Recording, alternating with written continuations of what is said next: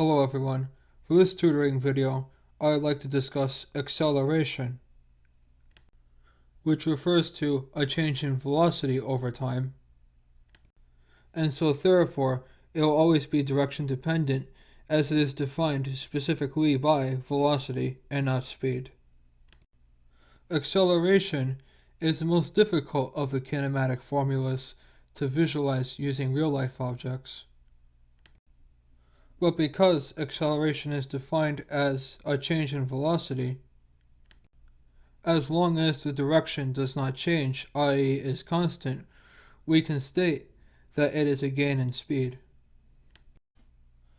So for example, if I move the phone like this, it will have a greater acceleration because it will have a greater change in speed over time versus something like this. If the object is slowing down instead, it is said to be decelerating.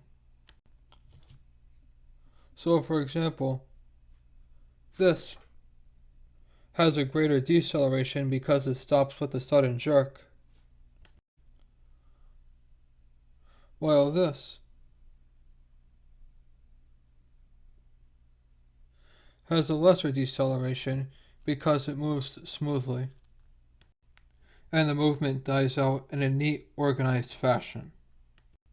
I have now taught everything there is to horizontal motion, so starting in the next video, I will begin teaching vertical motion by defining what gravity is and how it works.